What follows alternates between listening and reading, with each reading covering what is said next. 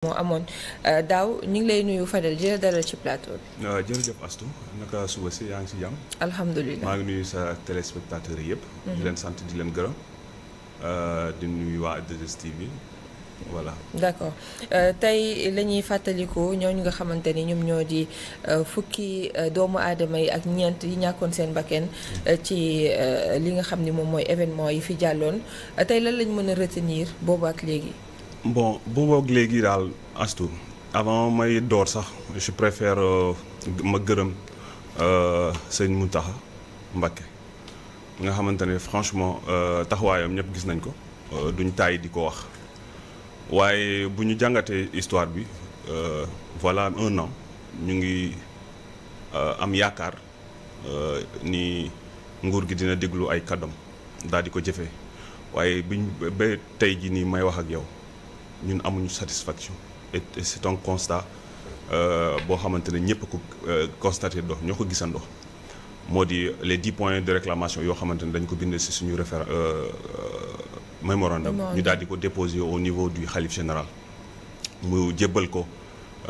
président de la république waaye ba tey jii ni may wax ak yow amul enquête nous avons constaté aussi que dédommagement yi mu wax sax à l'endroit des victimes président de la république moo ko wax te kàddoom ñun dañoo jàpp ni bu waxee rek décret la donc ba tey nii lu mel ni yooyu noonu dara gisuñu ko ci. tey lan ngeen fas yéene def journée bi bu weesoo prière yi ngeen xamante ni moom ngeen ko fas yéene jagleel leneen lan lañ mën a xaar ci tey 11 mars bi. voilà comme ni nga ko gisee dañ constaté ni amul ay jéego. waaye teewul tamit ñu croiser les bras ndax dañ doon taaxirlu ci ndigalu sëñ bi. waaye dañ constaté ni ba tey ji nii mooy wax ak yow comme gisuñ dara ñu naan ginnaaw loolu réclamation yi sax ñun suñu yéene daal mooy dajaloo daal di woote benn ñaan ci ñu génn àdduna ak seen i njaboot ñun la ñuy teewal incha allah tey 9h VDN si Fan City incha allah bu ñu defee ñaan yi ba pare ñu daal di def benn conférence de presse yoo xamante ne invité nañ presse bi yëpp foofu noonu. mais léegi tey mbir mi nga xamante ni moom moo tax 14 morts yi am yéen ci loolu ci ban c'est-à-dire boo leen di def évaluation bi gis boobaak léegi li nga xamante ni xew na fii ki nga xam ne moom moo accusé tey Ousmane Sonko gis nañu interview bu mu jagleel Le Monde ak yeneen médias yoo xamante ni occidentaux loolu yëpp ban jàngat ngeen ci def lan ngeen mën a quand même tirer ci sortie yooyu mu def ak évolution situation bi. man dama yaakaar ne loolu population bi la ñu war a laaj sax question boobu noonu parce que bu loolu amee ba tey gis nañ désolation ak ñoo xamante ne ñu bëre maa ngi déglu sànq sax ay jigéen ñoo xam ne ñu ngi waajal dañu war a organiser benn marche lu musul am Sénégal d'ailleurs te xam na képp ku xam jigéenu Sénégal xam na ne day taxaw ci wetu moroomam jigéenam et c'est des femmes qui sont toutes des battantes waaye bu ñu demee ba ñu xam ne ñoom yëpp ñu nangu ne en réalité il y a une manipulation de la gente féminine pour complètement comment on le dit extirper de la scène politique un adversaire politique bu ñu ay jigéen demee ba ñu seetlu lu mel ni loolu noonu je pense que fu mu toll nii ce n'est plus c'est désormais un secret de polichinelle ñëpp xam nañ ni lu leen taxoon a jóg tegewuñ ci seen tànk ndax dañoo taaxirlu tuuti xawarul ndax situation bi dina continuer yooyu noonu mais dañoo tàmm njombe donc man loolu ñun bettuñu M2D xam nañ ne ay nit ñoo nekk suñu kanam ñoo xamante ne loolu du loo xamante ne jaaxal na leen dinañ jéemaat sax malheureusement nag ndax ñoom dañoo war a jàngat ci lu jot a passé nii ñu daal di indi jàmm ci biir réew mi ndax ñoom ñoo yor kaaraange réew mi. mais moom déclaration yu mu def ak propos yu mu tenir amul lenn lu mu changé ci seen gis-gis ci mbir mi ci affaire bi nga xam ne moom waaw en fait dossier bi moo ci bëgg a duggal lu bëri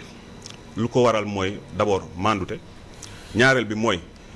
M2D lu ko tax a jóg dossier bi kese taxu ko boo constaté même suñu appellation bi sax démocratie yi la ñuy jiital. donc démocratie nag ku ko wax nga maanaam aspect bu nekk ci société bi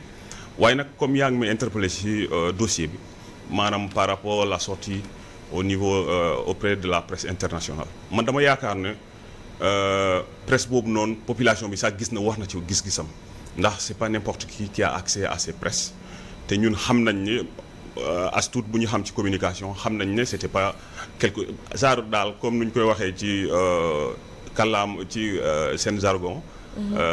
dañ ko tàngalaat daal dañu doon jéem a tàngalaat ceeb waaye malheureusement affaire bi jàppul farul dara ñëpp xam nañ ne c'est un coup monté jusque là te franchement je pense que war nañ rus war nañ jomb loolu daal ñun daal foofu lañ ko jàppee te par rapport ak suñuy réclamation ñun loolu yëngaluñu en réalité lu ñu yëngal mooy lu ñu dooroon te ñu daal di ko jébbal xalif général di Mouride ci loxooy mandataire am mooy kii sëñ Bassirou Porokhane d'ailleurs le 9 bi passé délégation M2D dem na fa ñu toog ak moom waxtaan mu xamal ñu exactement tout ce qui se passe. mais tey yéen ba ngeen génnee référendum ca beneen wàll ba état bi aussi dafa génnee du moins mémorandum moom it dafa def mémorandum am est-ce que depuis début bi war nañu leen carrément que ni ñoom seen position par rapport ak événement yi ba noppi ñoom wane nañ seen position. Astou c'est ce qui est désolant xam nga mbir mi sax moom président mën na am déggu par rapport à l'opposition. mën na am déggu par rapport à la société civile. loolu gis-gisam la quoi. waaye li ma mënul comprendre ba tey jii ni ma wax ak yow mooy boo demee ba nga cóolle nga am problème ci koo dem sukkal wetam nga ne ko ngir yàlla ak yonent bi jàppale ma soo ma jàppale loolu dëkk bi dee tàkk ndax mënu ma ko gérer situation bi dépassé na ma kilifa bu toll ni kooku noonu boo demee ba nga ko jox sa kaddu ñu toog at lëm mënoo respecté benn ci say kaddu yooyu noonu rawat na yoo xamante ne kenn forcé wu la nga wax yow yaa taxaw ci kanam population bi yëpp nga ne j'ai compris ma jeunesse xam naa lu leen métti donc dinaa ci taxaw. nee na dina indi ndàmpaay ci jeunes yooyu noonu ñoo xam seen i waajur ñoo xam ne ñàkk nañu seen i doom ba tey ji nii dara loolu nag man ma yaakaar ne sénégalais yëpp ñoo war a toogaat. poser seen bopp question mais yéen moom li mu wax ci discours bi ak yéen li ngeen wax bokkul parce que yéen vous penchez beaucoup plus ci côté démocratie alors que dégg nañ bu baax a baax le président de la république bi mu koy wax mbirum xëy na Covid bi fi jaar ak métti jamono li nga xamante ni mooy situation économique bu réew mi foofu la accès plutôt discours am donc ce qui veut dire que vous ne parlez pas le même langage. waaw peut-être mais moi je pense que la réalité xam na lu xew. moom xam na en réalité ce qui se passe peut-être nous avons des gouvernants yoo xam ne très souvent lu ñuy wax ak lu nekk li am du doon souvent du doon benn te lu ko waral mooy dañ mel ni ñuy nax seen bopp te loolu moom xam naa ne moom mënul jëm kanam parce que en réalité c'est vrai parce que tout ça là est lié à l'insécurité de la population c'est-à-dire boo waxee manque d'emploi nga wax ndóol bu fi nekk la pauvreté la famine ils ont tout nié ça depuis 2 ans nanguñu ni Sénégal dafa am famine il y a des gens qui mangent qui n'ont que un plat par jour loolu c'est une réalité les jeunes quand on parle de l'emploi tey fu mu toll nii liggéey amul Sénégal ñoo am seen liggéey sax seen liggéey dafa précaire maanaam loo xamante ne tey ak suba sax mën nañ ko ñàkk et vu la situation actuelle dans le monde entier yooyu yëpp mu ngi am fi ñoom ñoo décider seen bopp di xalaatal seen bopp di jéem a gëm ci loo xamante ne mooy réalité réew mi mooy lan mooy la population aspire la démocratie gis nga liberté boobu noonu kenn mënu ko étreindre population bi moo décidé ni ñoom dañoo bëgg libre dañoo bëgg nit ñi may leen seen i baat ñu may leen seen i xalaat ñu mën a exprimer woo comme nu mu waree te loolu noonu na nag lu mu ëmb dafa bëre ndax même problème mandat bi sax mu ngi ci biir problème foncier bi ci la nekk ressources humaines bi ressources naturelles bi nu ñu koy gérer. mais yéen presque depuis événement mars yi lañ leen gëj a dégg est-ce que du loolu ça veut dire que peut-être li ngeen doon xeex à part loolu peut-être yeneen points yi muy stabilité démocratie bi tout dafa nekk en règle loolu moo tax depuis lors déggaatul leen ci yeneen combat wala peut-être seen. xamoon naa ne di ngeen dellu ci stand-by bi lu ko waral bëri na. Il y a eu beaucoup d'activités yu jot a am entre-temps te M2D comme ni ñu ko xamee ce n'est pas un parti politique ay nit ñoo fay daje donc ñooñu kenn ku ci nekk dafa am ay activités à part mais li ma bëgg a wax foofu noonu mooy lu waral stand-by bi mooy ñun dañoo comme dañu joxe suñu kaddu sëñ Mountakha du ma taay di ko wax ndax moom dem na ba mu reconnaître sur le publiquement ni moom mu ngi ñu amel àq daf ñoo amel bor boo xamante ne moom gëmul ne sax dinañu ko mën a fay maanaam mu jox ñu ndigal ñu daal di ko respecter sur le champ parce que mosu ko xalaat tellement dañuy jéemoon ternir l'image de M2D wala opposition bi alors que en réalité c'est des gens responsables ay nit la ñoo xam ne dañoo gëm seen réew bëgg jàmm en réalité moo taxoon sax ñu jóg ndax M2D bu doxloon tànku jàmm mois de mars daaw leneen la ñuy wax waaye tànk jàmm boobu ñu dox si lañ dem gis Sëñ Muntaxa en réalité sax d'ailleurs ñoom ñoo leen njëkk a saisir ñoom bu ñu leen woowee lu ñu leen wax Sëñ Muntaxa loolu la ñu wax ñun ñu daal di nangu teguñ ci benn condition nag condition bu ñu ci teg mooy ñaanuñu dara pour suñu bopp lu ñuy ñaan lu ne pour réew mi la ak ñoo xamante ne dañoo ñàkk seen i. léegi da ngeen fas yéene delluwaat ci sëriñ bi ngir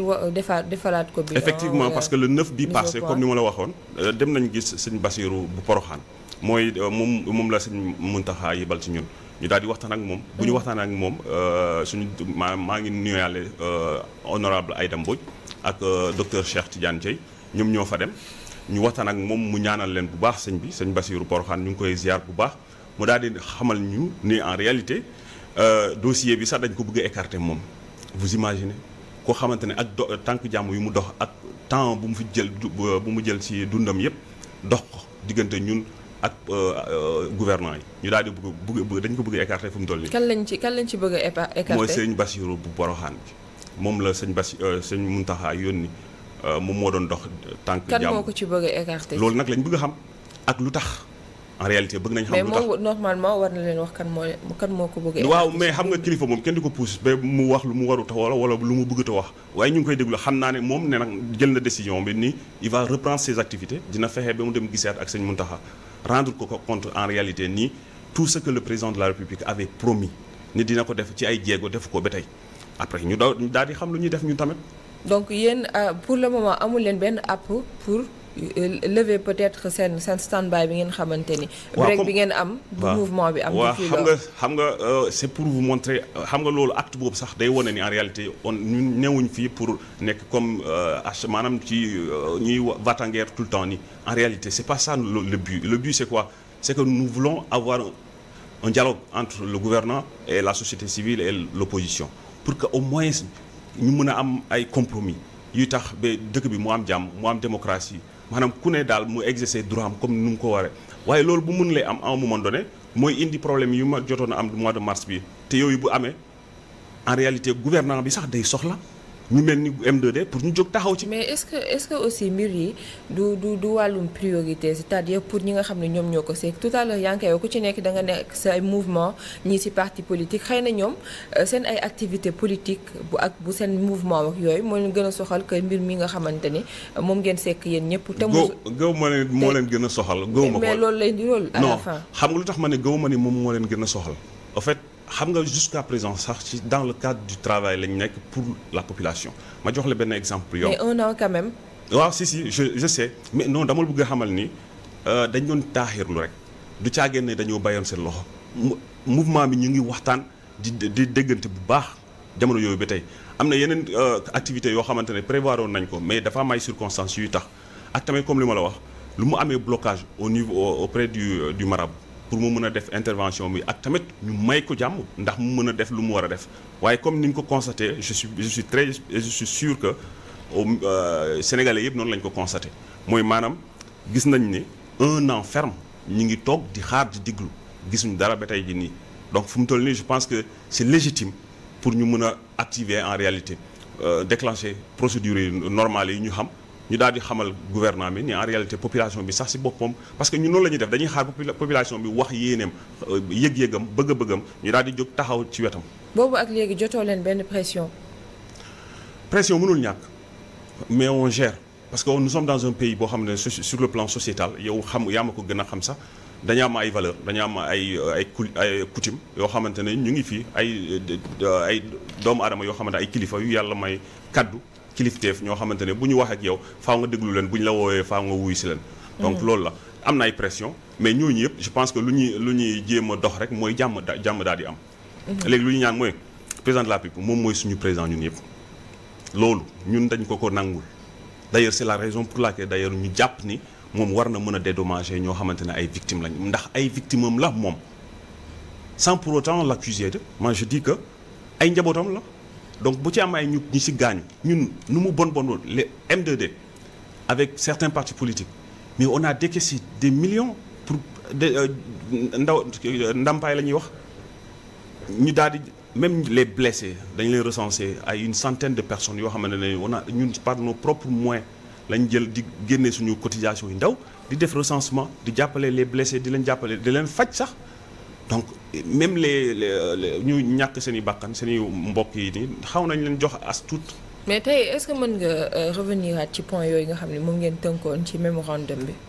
waaw point yi 10 la. et c'est énorme mais li ma mën a wax mooy ci point yi